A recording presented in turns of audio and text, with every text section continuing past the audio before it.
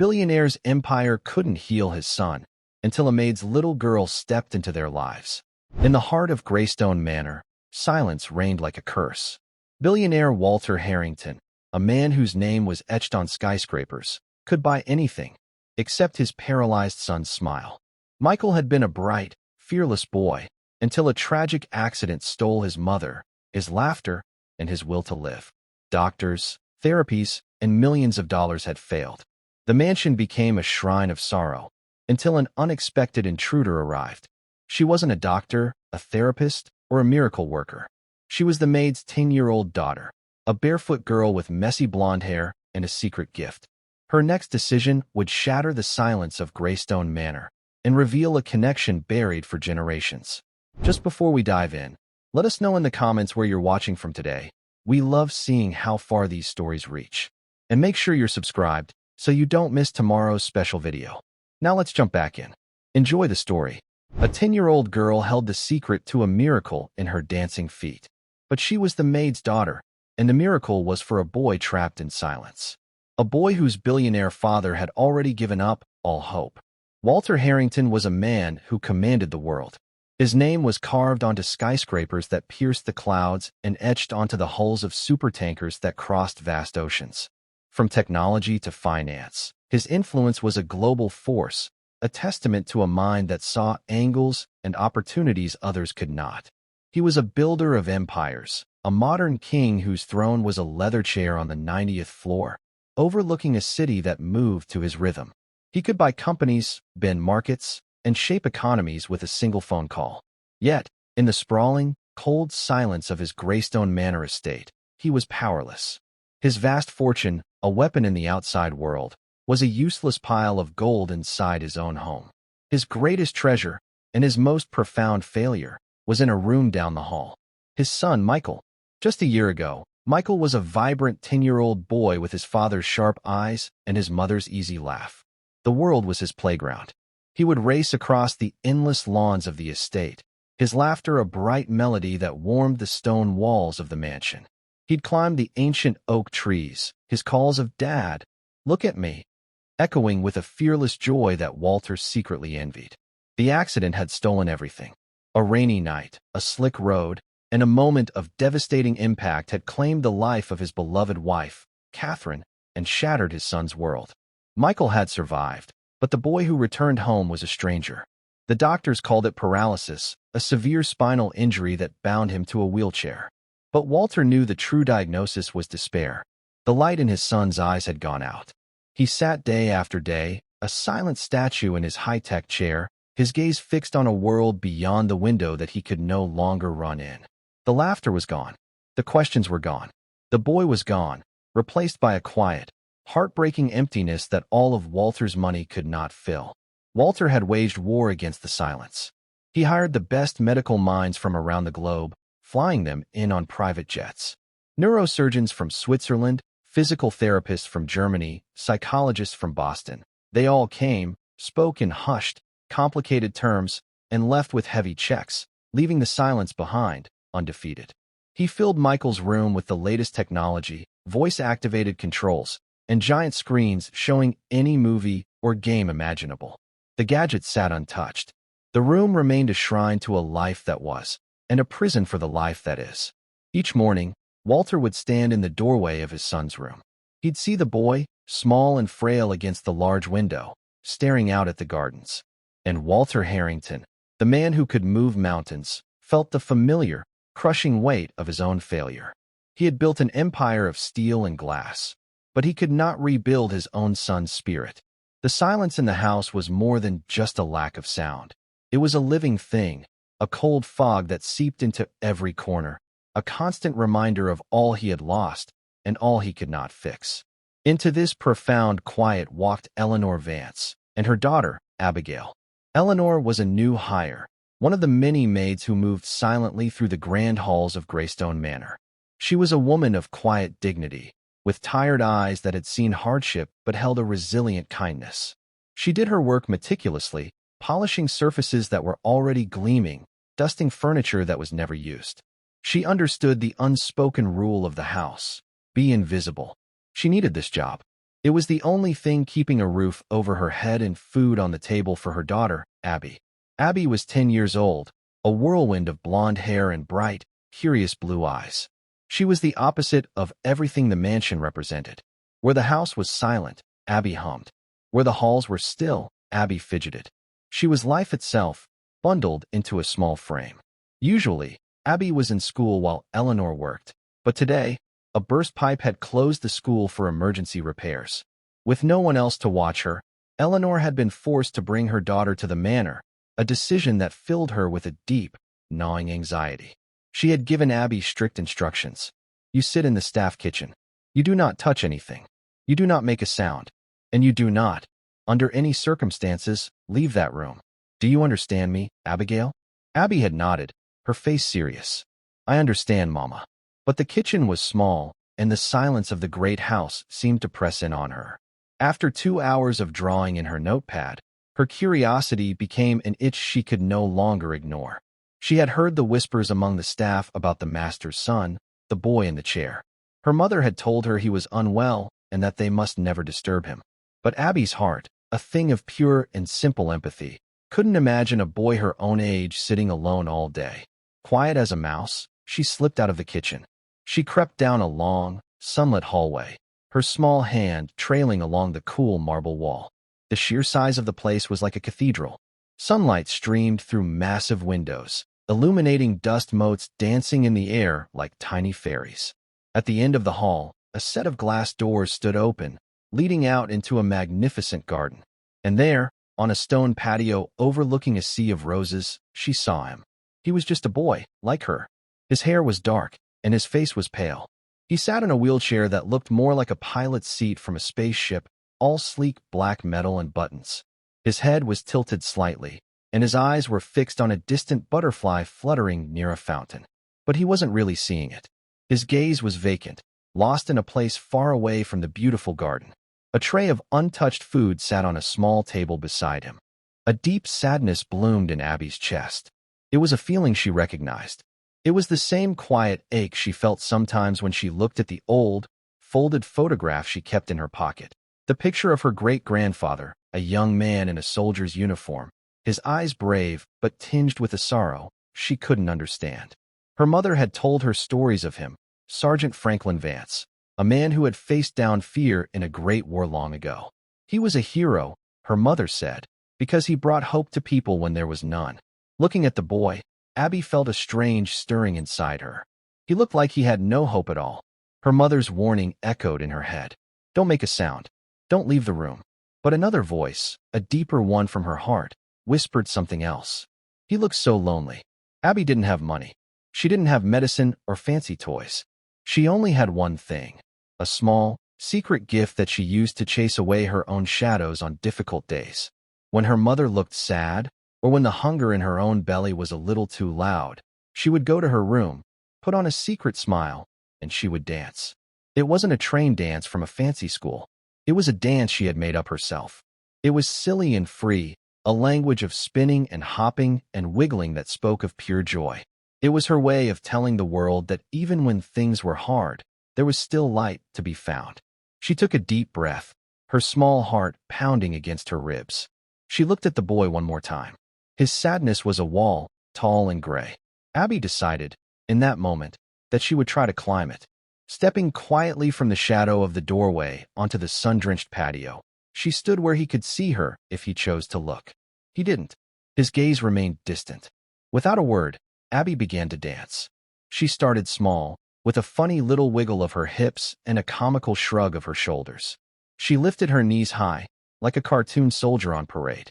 Then she spun, her blonde hair fanning out like a halo in the sunlight.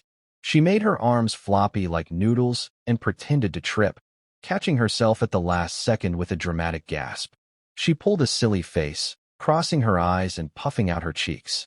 It was a dance of pure, unashamed silliness, a silent story of happiness performed just for him. For a full minute, nothing happened. Michael's expression remained unchanged, his eyes locked on the horizon. Abby's heart fell a little. Maybe this was a mistake. Maybe she should run back to the kitchen before her mother found her. She was about to stop when she saw it. A flicker.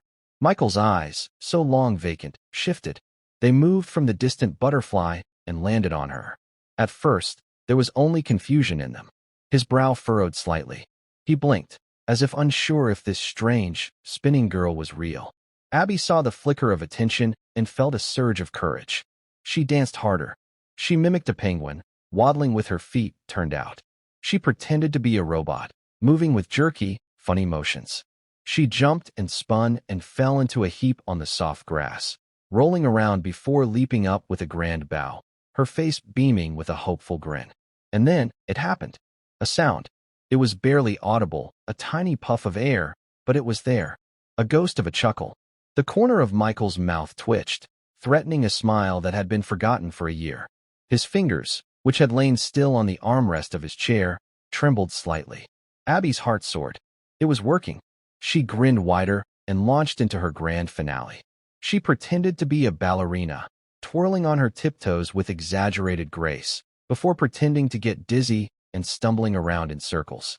She flapped her arms like a frantic chicken, her movements getting funnier and more ridiculous. A real sound escaped his lips this time. A small, raspy laugh. It was weak, fragile, like a dried leaf skittering across the pavement. But to the silent garden, it was as loud as a thunderclap. For the first time in a year, a genuine laugh had broken the spell of Greystone Manor. Michael's shoulders shook with the effort. He lifted a hand, just an inch, as if to point. A real, genuine smile finally broke through the mask of sadness on his face. He was seeing her. He was really seeing her. In that moment of shared, simple joy, neither of them noticed the tall figure standing in the doorway. Neither of them saw the shadow that fell across the patio. Walter Harrington had been walking from his study, his mind tangled in spreadsheets and legal documents, when he heard it. The sound was so alien, so long absent from these halls, that he froze. He thought he had imagined it. Laughter. He hadn't heard his son laugh in 387 days. He had counted. He moved toward the sound, his heart beginning to hammer in his chest. He reached the garden doors, expecting to see a therapist performing some new, expensive technique. He expected a medical miracle. What he saw stopped him dead. His son, Michael, was laughing. His face, usually a pale, blank canvas of sorrow, was alive with light. His eyes were sparkling. And the source of this impossible transformation was not a world-renowned doctor or a new machine. It was a small, barefoot girl with messy blonde hair. The maid's daughter. She was spinning and hopping on his perfectly manicured lawn, looking utterly ridiculous. And she was saving his son. Walter's mind struggled to process the scene. His first reaction was a surge of pure, cold fury. How dare this child trespass? Who did she think she was, invading their private grief with this circus act? Where was the security? Where was her mother? His hand instinctively reached for his phone, ready to call the head of staff, ready to have this girl and her mother thrown off his property immediately. His world was one of order, control, and privacy. This was a violation of all of it. His thumb hovered over the screen. He was about to make the call. But then he looked at his son again. Michael wasn't just laughing now. He was clapping. His hands, usually limp in his lap, were moving together in a slow, clumsy rhythm. His back, normally slumped in defeat, was straighter. His entire being was focused on the dancing girl with an intensity Walter hadn't seen since before the accident. The laughter wasn't just a sound. It was life pouring back into a vessel he thought had been permanently emptied. For months, he had poured millions of dollars into a silent void, watching the most brilliant minds in the world fail. He had offered his son the world on a silver platter, only to be met with a blank stare. Now, this little girl, with nothing but silly movements and a brave smile, had accomplished in 5 minutes what his entire empire could not. She had reached his son. Walter's anger faltered, replaced by a profound and unsettling confusion. He didn't understand what he was seeing. It defied logic. It defied medicine. It defied the fundamental rule of his life, that every problem had a solution that could be bought. He slowly lowered his hand, his phone forgotten. He stepped back, hiding himself behind one of the large stone pillars that framed the doorway. His chest felt tight, not with rage anymore, but with a fragile, unfamiliar emotion he could barely name. It was hope, a terrifying, painful, beautiful hope. He watched as the girl finished her dance with a final, dramatic fall onto the grass. She lay there for a moment, then peeked up at Michael with one eye. Michael giggled again, a clearer, stronger sound this time. "You're funny," Michael whispered. His voice was raspy from disuse, but the words were clear. The girl sat up, brushing grass from her hair. "You smiled," she said, her voice bright and happy. "My name's Abby." "Michael," he replied. Walter stood frozen behind the pillar, his heart aching. He had spent a fortune just to hear his son speak a single word. This girl had earned a whole sentence for free. He watched as his son, the boy he thought he had lost forever, had a simple conversation with the maid's daughter. And in that moment, Walter Harrington realized a shocking, humbling truth. This barefoot girl was giving his son something he couldn't. She wasn't just making him laugh. She was fighting a battle Walter had already surrendered, and she was winning. The next day, the silence had returned. Abby was gone, and Michael was once again a statue by the window. The brief flicker of life from the day before seemed like a dream.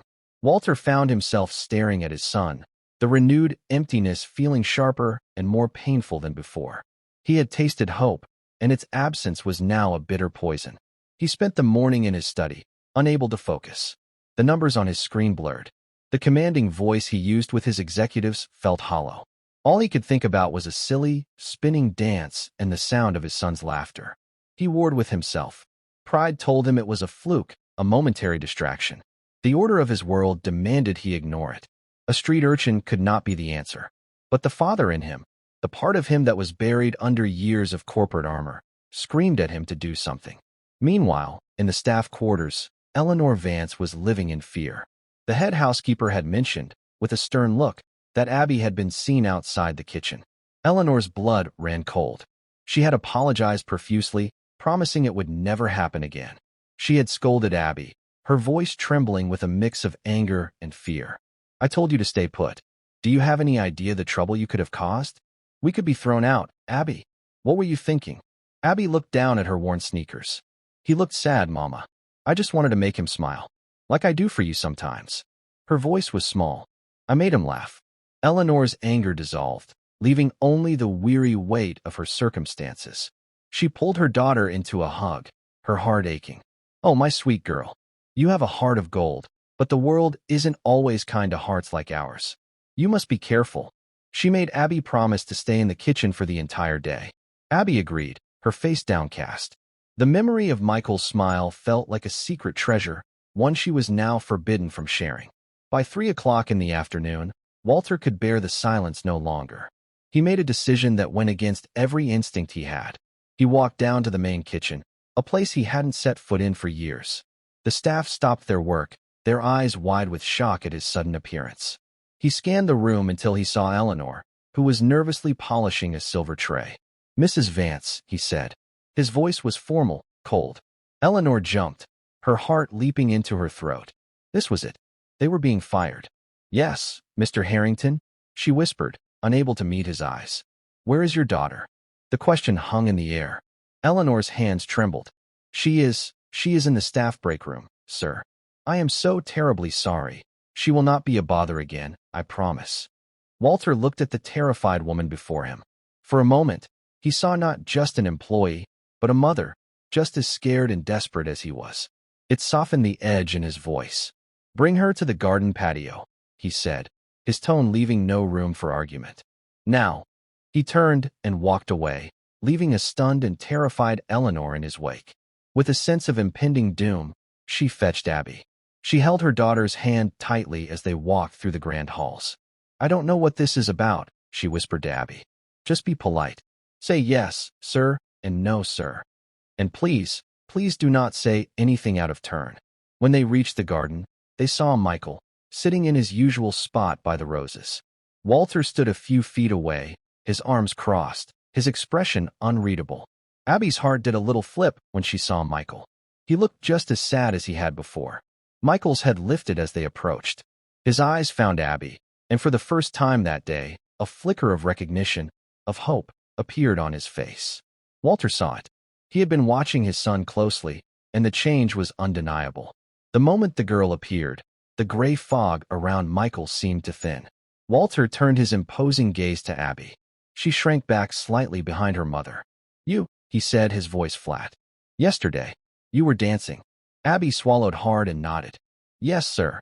Why? Abby looked from Walter's stern face to Michael's hopeful one.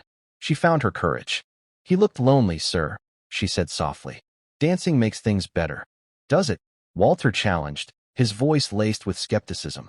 I have spent a fortune on the world's best doctors. They have not made things better. What makes you think your wiggling can do anything? The words were sharp, intended to dismiss her, to put her back in her place. But Abby didn't flinch. She thought of the stories of her great-grandfather. He wasn't the biggest or the richest soldier, but he was the bravest. I don't know anything about doctors, sir, she replied, her voice steady and clear.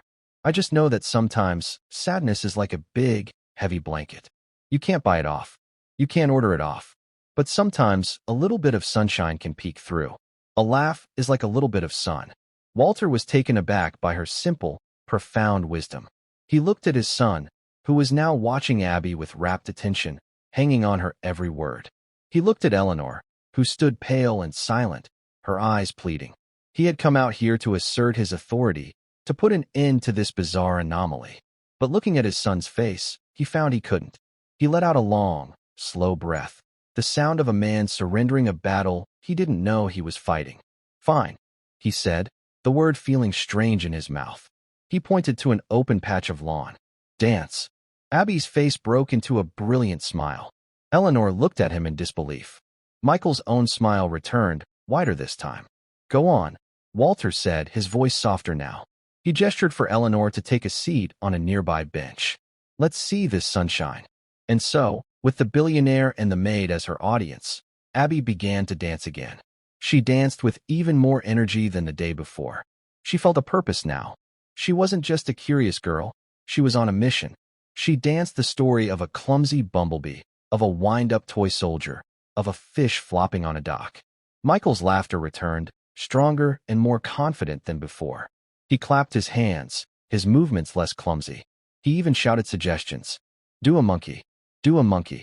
Abby happily obliged, scratching her arms and making funny monkey sounds, which sent Michael into peals of laughter.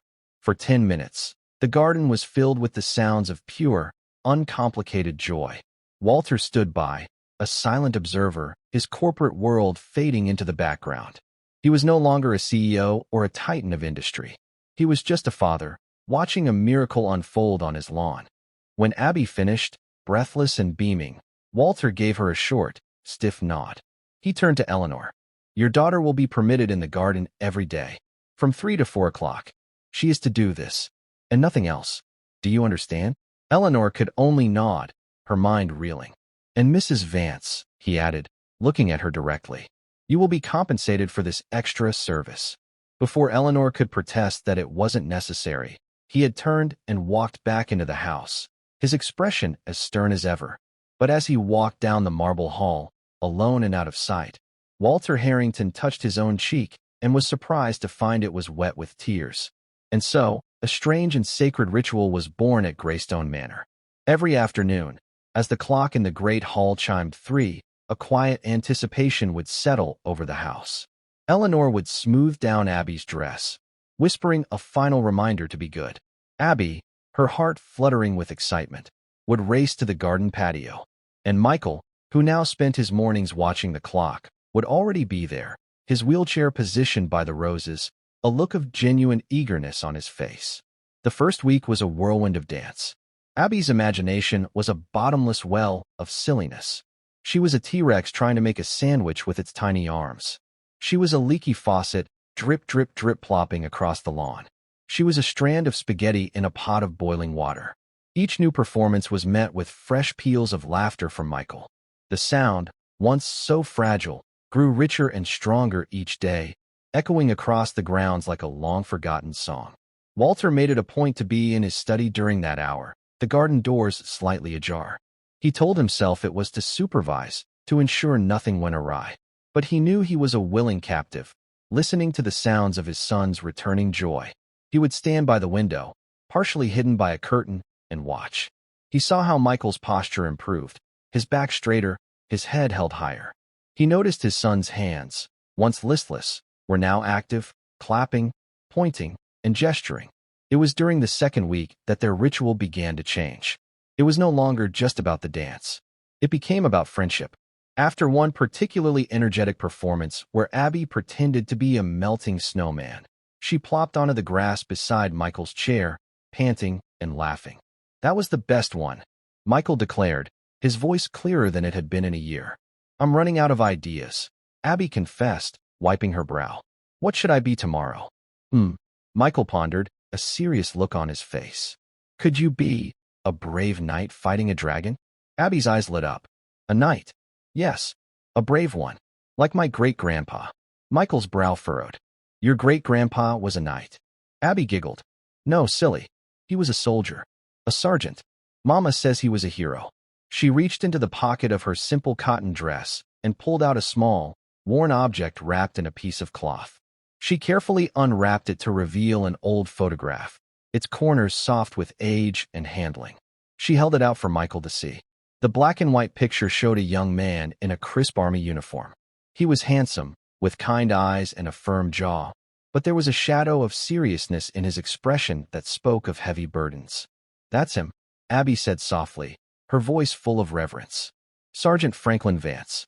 My mama says he was the bravest man she ever knew, even though she never met him. He fought in a big war, a long, long time ago. She said he used to tell my grandma that being brave doesn't mean you're not scared. It just means you do what's right, even when your knees are knocking together." Michael leaned forward in his chair, studying the photograph with intense curiosity. He had grown up surrounded by portraits of powerful men in business suits. His grandfather, his father. They looked important and wealthy. But this man, this Sergeant Vance, looked different. He looked strong in a way that had nothing to do with money. "What did he do that was so brave?" Michael asked, his voice a whisper. "Mama said he saved his whole platoon. They were trapped, and he did something really clever and really dangerous to get them out. She said he never liked to talk about it, though. He just said, 'You take care of the people next to you. That's all that matters.'" Abby carefully rewrapped the photo and tucked it back into her pocket as if it were a precious jewel. "So tomorrow," she announced, her tone shifting back to playful, "I will be Sir Abby the Brave, and I will fight a pretend dragon for you." From his window, Walter watched this exchange, a strange feeling twisting in his gut. He had seen the old photograph. He had heard the name, Franklin Vance. It meant nothing to him, just the ancestor of an employee. Yet, the reverence in the girl's voice and the captivated look on his son's face struck a chord within him. His own father had served in the military, a brief, unremarkable stint before taking over the family business. They never spoke of it. His family's legacy was written in stock prices and profit margins, not in acts of battlefield courage. The daily sessions evolved. The first half hour was for dancing, and the second half was for stories. Abby, fueled by tales passed down from her mother, would recount the adventures of Sergeant Vance. They were simple stories, likely embellished through generations, but they were filled with lessons of courage, honor, and kindness. Michael drank them in. He began to see the world not just as a place of loss, but as a place where bravery could exist. One afternoon, Michael's physical therapist, a gentle but firm man named David, was working with him on his hand exercises. For months, it had been a frustrating, fruitless routine. Michael's grip was weak, his motivation non-existent. "Okay, Michael," David said patiently, holding out a small rubber ball. "Let's try for 10 squeezes today." Michael looked at the ball. He remembered one of Abby's stories, how Sergeant Vance had to hold a broken radio wire together for an hour in the freezing cold so his captain could call for help. Abby had said, his fingers were numb, but he didn't let go. He just squeezed tighter. Michael took the ball. He squeezed. Once. Twice. His arm trembled. He squeezed again, his face tight with concentration. He pushed past 10, reaching 15 before his strength gave out. David stared, his mouth slightly agape. "Michael, that was incredible. Where did that come from?" Michael just gave a small, determined smile. "You just have to squeeze tighter," he said. The improvements began to stack up, like small stones building a foundation. He started moving his toes.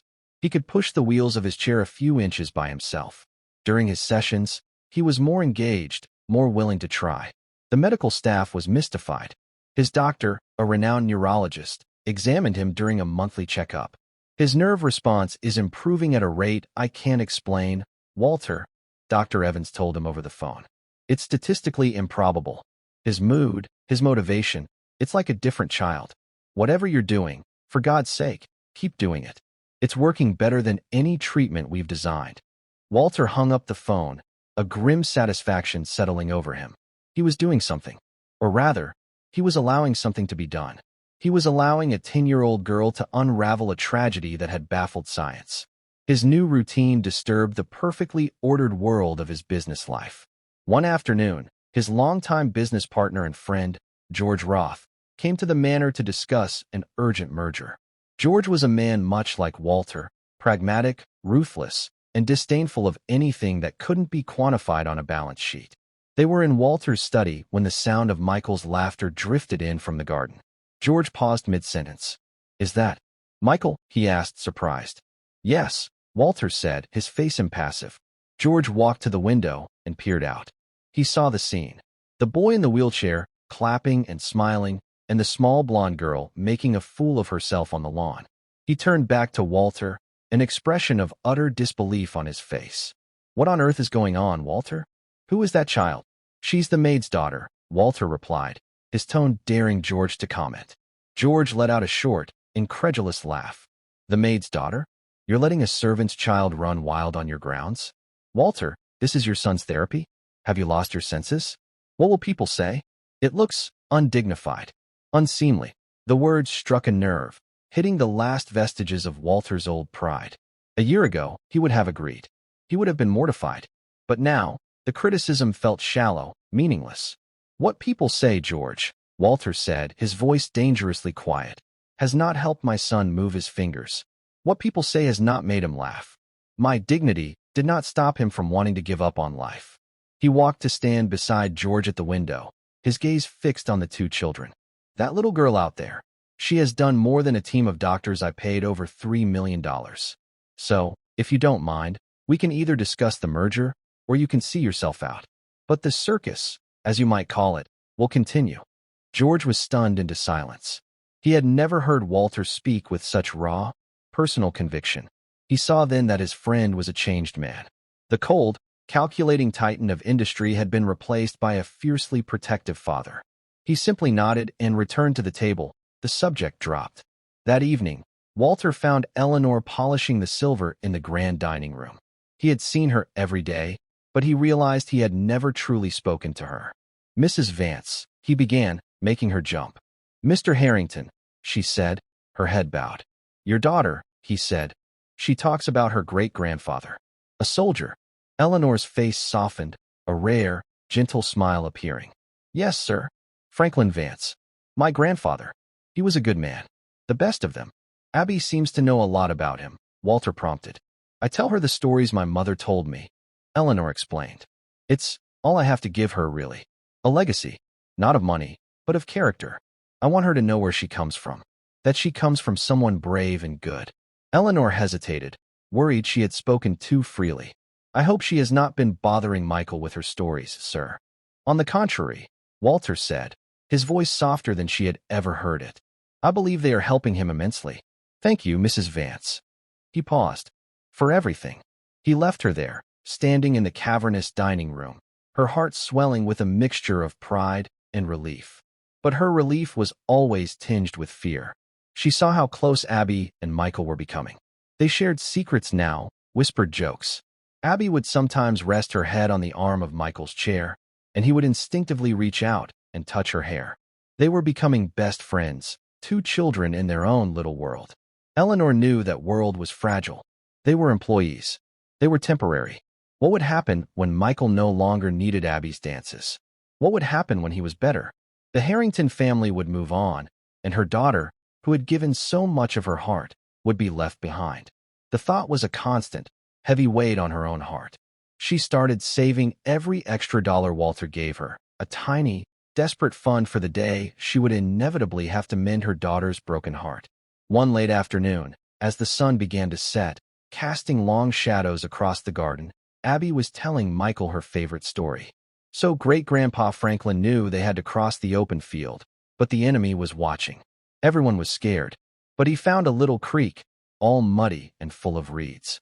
He told everyone to get in the creek and crawl. They crawled for hours in the cold, smelly mud. But the enemy never saw them. He got all of them to safety. Michael listened, his eyes wide. He wasn't scared? Oh, he was terrified, Abby said matter-of-factly. Mama said he told Grandma his teeth were chattering so loud he was afraid the enemy would hear them. But he did it anyway. That's what matters. Michael looked down at his own legs, still and useless beneath his blanket. They were his open field, his enemy. For so long, the thought of trying to make them work was too terrifying to even consider. The doctors had told him it was possible, that the nerves were damaged but not severed. They said it would take a monumental effort of will, an effort he didn't have. But now, thinking of a young man crawling through mud, his teeth chattering with fear, something shifted inside him. Fear was not the end. It was just a feeling. Abby, he said, his voice trembling slightly. I want to try something. What is it? She asked, her blue eyes full of concern. He took a deep breath. I want to try to stand. The words hung in the air. Abby's eyes widened. She had never heard him speak with such determination. Inside the house, Walter, who had been listening from his study, felt his heart stop. He moved silently, quickly, to the doorway, his entire being focused on the scene unfolding on the patio. Michael's face was pale, beaded with sweat. Help me, he asked Abby. Just hold my hand. Don't let me fall. I won't, Abby promised, her own voice a whisper. She moved to his side and took his hand. It felt cold and clammy, but she held it tight. Okay, Michael breathed. He looked at the armrests of his chair. He placed his hands upon them, his knuckles white. He pushed. His arms shook with a violent tremor. A low grunt of effort escaped his lips. For a few seconds, nothing happened. His body refused. The despair, the old enemy, whispered in his ear that it was useless.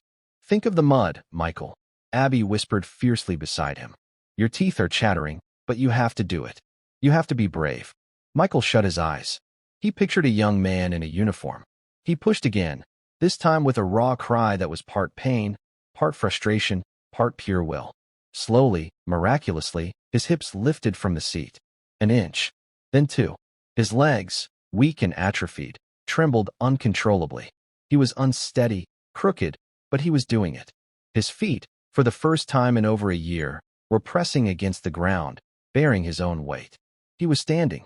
Walter's breath caught in his throat. A strangled sound escaped his lips. Abby gasped, her hand flying to her mouth, though she never let go of Michael's. Michael held the position for 3 eternal seconds. His whole world was shaking, his vision blurring. But he was up. He was looking down at his own feet, standing on the solid earth. Then, his strength gave out, and he collapsed back into the chair, panting, his body drenched in sweat. The garden was utterly silent for a moment. It was the silence of awe, of a prayer answered. Then Abby broke it with a joyous shout. You did it. Michael, you stood up. She threw her arms around his neck, hugging him tightly. Michael was crying, but he was also laughing. A wild, beautiful, triumphant sound. I did it, he gasped. I stood. From the doorway, Walter fell back against the stone pillar, his own legs suddenly weak. The tears he had held back for so long finally came, not as a trickle, but as a flood. He slid down the pillar to his knees, his shoulders shaking with silent, racking sobs. His son was standing. His son was fighting. The war was not over. The battle had just been won. The sound of Walter's sobbing was swallowed by the thick stone of the manor. He remained on his knees for a long time, the cold of the marble floor seeping into his expensive trousers, a fitting penance for a man who had given up too soon. He had tried to conquer his son's grief with power and money, the only tools he knew.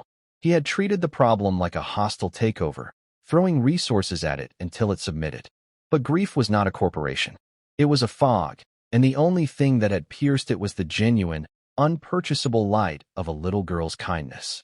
He finally pushed himself to his feet, his legs unsteady. He wiped his face with the back of his hand, a gesture he hadn't made since he was a boy. Composing himself, he smoothed his suit jacket and walked out onto the patio. Abby and Michael looked up as he approached. Their triumphant celebration quieted, the ever-present awareness of his authority settling back over them. Michael looked nervous, as if he had broken a rule. Abby instinctively took a small step back, her hand still resting protectively on Michael's shoulder. Walter looked down at his son. The boy's face was flushed with exertion and pride. His eyes, which for so long had been dull and empty, were shining with life. For the first time in a year, Walter didn't see a patient. He saw his son. "I saw that, Michael," Walter said, his voice thick with emotion. "I saw you stand." Michael gave him a wobbly, exhausted smile. "Abby helped me," he said. Walter's gaze shifted to the small girl beside the wheelchair. She looked up at him, her blue eyes wide and uncertain. She was just a child in a simple dress, with grass stains on her knees and a smudge of dirt on her cheek. Yet, in that moment, she seemed to possess a power greater than his own. He knelt down, an action that felt both foreign and necessary, bringing himself to her level. The fabric of his $1,000 suit pressed against the stone patio. "Abby," he said, his voice softer than she had ever heard it. "Thank you." The two words were simple, but they carried the weight of a year of agony. They were an admission of his failure and a recognition of her victory. Abby seemed to relax. "Michael did it," she said honestly. "He was the brave one." Bravery, Walter mused, a new thought taking root in his mind. "It seems to run in your family." He looked at her, a serious, searching expression on his face. "Abby, I want to give you something. For what you've done. You can ask for anything you want. Anything at all. A new house for your mother. A college education. A trust fund. You name it, and it's yours." He expected her eyes to light up. He expected a wish list, the kind any child would have. It was the Harrington way, to solve every problem, to show every gratitude, with a checkbook. But Abby didn't ask for a pony or a pile of toys. She didn't ask for a mansion or money. She bit her lip and thought for a moment. Then she looked at Michael, and her expression was one of pure, simple friendship. "Can I just be Michael's friend?" she asked, her voice small but clear. "For real? Not just because my mama works here. I don't want any money for it. Friends don't get paid." The request was so pure, so completely devoid of greed, that it struck Walter with the force of a physical blow. He had offered her a fortune, and she had asked for a friendship. This child, who had so little, understood the value of things he had spent a lifetime overlooking. He felt a profound sense of shame, followed by an overwhelming wave of admiration. He reached out and put a hand on her small shoulder. "Yes, Abby," he said, his voice cracking. "You can be Michael's friend. For as long as you both shall live." That night, Walter did not work. He did not look at stock reports or take calls from overseas. He sat in his cavernous library, a glass of untouched whiskey on the table beside him. The name echoed in his mind. Sergeant Franklin Vance. He thought of the worn photograph. He thought of the stories of a man who crawled through mud to save his friends. He thought of the legacy of character that Eleanor spoke of, the only inheritance she could give her daughter. And he thought of his own legacy. What was he leaving Michael? A portfolio of assets? A collection of companies? He was leaving him a kingdom of things, but he had almost let his son's character wither and die. An idea, born from the strange events of the past weeks, began to take hold. It was a long shot, a whisper of a possibility, but he couldn't shake it. He opened his laptop, his fingers flying across the keys. He didn't search for business analytics. He hired a man he kept on retainer for the most sensitive corporate and personal matters, a discreet, ruthlessly efficient researcher and private investigator based in Washington, D.C. The instructions he typed were simple and cryptic. Find everything you can on a U.S. Army sergeant named Franklin Vance. Served in World War II. Focus on commendations, service records, and platoon rosters. I need it yesterday. The next few days were a blur of progress and anticipation. Michael, buoyed by his success, was a new boy. He now dedicated a part of each day with his physical therapist to standing practice. It was grueling work. He would fall back into his chair, gasping and frustrated, but he would never give up. Abby was always there, standing just out of reach, shouting encouragement. "You can do it, Michael. Be brave like the sergeant." Walter's researcher was fast. The first file arrived within 48 hours. It was a digitized service record. Franklin Vance, enlisted at 18, fought in the European theater. Walter scanned the document, his eyes catching on the list of campaigns. The Battle of the Bulge, the Hurtgen Forest, names that spoke of unimaginable hardship and courage. A second file arrived the next day. It was a list of commendations. A Purple Heart, a Bronze Star. Walter read the citation for the Bronze Star, his heart pounding. for a heroic achievement in connection with military operations against an armed enemy. Sergeant Vance, with complete disregard for his own safety, exposed himself to heavy enemy fire to retrieve a wounded comrade, dragging him back to the safety of the line. Walter sat back, the words blurring on the screen. This was Abby's great-grandfather, a certified hero, but the connection he was searching for, the one his gut told him was there, remained elusive. He pushed the researcher. I need platoon records. Who served alongside him? Specifically, I'm looking for anyone who served in his company from my family's home state. The waiting was agony. During the day, he watched the children. Their friendship was a beautiful, natural thing. They would read books together in the garden, Abby's clear voice bringing stories to life.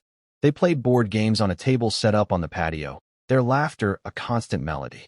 Eleanor, seeing the genuine bond, began to let go of her fear, allowing herself to feel a quiet, cautious joy.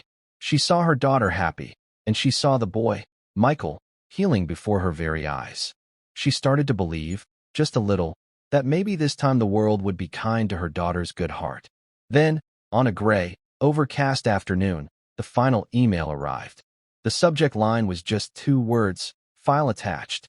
Walter's hand trembled as he clicked it open. It was a scanned copy of a decades-old document, a handwritten letter from a military archive. The penmanship was faint, the paper yellowed with age. It was an unofficial after-action report, written by a young captain to his commanding officer, detailing the events of a brutal firefight. Walter began to read. The captain described his platoon being pinned down, ambushed in a dense forest. Their radio was out, and they were surrounded. He wrote of the chaos, the fear, the certainty that they would not survive the night. And then, he mentioned a young sergeant, Sergeant Franklin Vance. He described how Vance had noticed a weakness in the enemy line, how he had organized a small group of men for a flanking maneuver. It was a suicidal plan, but it was their only chance. Walter's eyes scanned down the page, his breath catching in his chest. The captain wrote, Sergeant Vance led the charge himself. One of the men who volunteered was a young private, a boy from back home. Really. He was hit almost immediately. Vance, under a hail of machine gun fire, turned back for him. He shielded the boy with his own body while returning fire, allowing the rest of us to gain a foothold. He saved the private's life, and, in doing so, saved us all. Walter's world tilted on its axis. He scrolled to the end of the letter, to the captain's signature. And then he saw it. The list of the men in the platoon. His eyes scanned the names, searching, praying, dreading. And there it was. Under the heading, Wounded in Action, was a name that made the air leave his lungs. Private Stephen Harrington. His father. Walter fell back in his chair, the letter swimming before his eyes. His father. The quiet, stern man who had built a small company into a regional power. The man who had rarely spoken of the war, who had dismissed his service as just something a man did back then. That man was the young private. The boy whose life had been saved by a brave sergeant who shielded him with his own body. Abby's great-grandfather had saved his father's life. Everything Walter was, everything he had, the empire, the mansion, the name carved on skyscrapers, was a direct result of that one, single act of selfless bravery in a dark forest half a century ago. His father had come home from that war, married, built his business, and had a son. Without Franklin Vance, there would be no Stephen Harrington. There would be no Walter Harrington. There would be no Michael. The debt was so immense, so profound, it was beyond comprehension. And for decades, it had gone unpaid, unknown. It had been repaid not by his family's vast fortune, but by the simple, inherited kindness of the hero's great-granddaughter, dancing on his lawn for a boy she barely knew. The cosmic irony of it, the beautiful, heartbreaking symmetry, was overwhelming. He finally understood. It wasn't about charity. It wasn't about rewarding a good deed. It was about honoring a sacred debt that was the very foundation of his existence. That evening, he asked Eleanor and Abby to meet him in the library. They entered timidly, and used to being in the formal heart of the manor. A fire crackled in the hearth, casting a warm glow on the leather-bound books. Michael was there too, sitting in his wheelchair by the fire. Please, sit down, Walter said, his voice gentle. He gestured to 2 plush armchairs. Eleanor and Abby sat, their hands folded nervously in their laps. Walter took a deep breath. He held the printed-out letter in his hand. "Eleanor," he began, "you told me you wanted to give your daughter a legacy of character, a connection to someone brave and good." "Yes, sir," she whispered, confused. "I have spent my life building a different kind of legacy, one of money and power," Walter continued. "Today, I learned that my legacy, my entire life, was built on a foundation I knew nothing about. It was built on the character of your grandfather." He looked at Abby. "Your great-grandfather." He then told them the story. He read from the captain's letter, his voice thick with emotion as he described the firefight, the ambush, and the incredible bravery of Sergeant Franklin Vance. When he got to the part about the wounded private, he paused, his eyes locking with Eleanor's. "The young private Sergeant Vance saved, the man whose life he shielded with his own body. That man was my father." Eleanor gasped, her hand flying to her mouth. Abby's eyes were wide with disbelief. "My family owes your family everything," Walter said, the words coming from the deepest part of his soul. "My wealth, my company, my son. It all exists because of Franklin Vance. And for 50 years, we never knew. We never had the chance to say thank you." He set the papers down and walked over to stand before Eleanor. "I cannot repay the debt of one life with another, but I can honor it. I am establishing a charitable foundation, the Sergeant Franklin Vance Foundation. It will be dedicated to providing educational grants and medical assistance to the families of wounded veterans. His name, his legacy of bravery, will help thousands of people." Eleanor was crying silently, tears of shock and overwhelming emotion streaming down her face. "And for you," Walter said, his voice softening, "this is no longer your place of work. This is your home.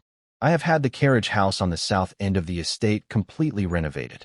It's a beautiful 3-bedroom home by the lake. It is yours. There is no rent. There are no bills. It will be yours for as long as you choose to live there." He then looked at Abby, a warm, genuine smile on his face. "And you, Abby Vance, your request is granted. You will be Michael's friend. You will go to the same school. You will have tutors. You will have everything you need. You are not the maid's daughter.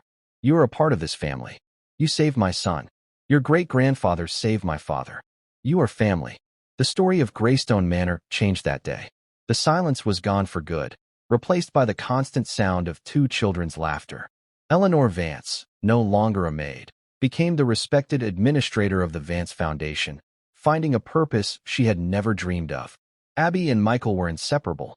Months later, on a bright spring afternoon, Walter stood on the garden patio. He watched as Michael, leaning heavily on a walker, took slow, deliberate steps across the lawn. Abby walked backward in front of him, her face alight with encouragement. "You're doing it," she cheered. "Just a little further." Michael grinned, his face beaded with sweat, and took another step. He was walking. Walter felt a hand slip into his. It was Eleanor. They stood together, no longer master and servant, but 2 parents watching their children, their families bound by an old act of heroism and a new act of love. Walter Harrington, the man who once commanded the world, finally understood what it meant to be truly rich. It was not in the soaring towers that bore his name, but in the sound of his son's laughter. It was in the courage of a young girl who danced in the face of sadness. And it was in the long-overdue payment of a debt, a legacy of kindness that had traveled through generations to heal them all.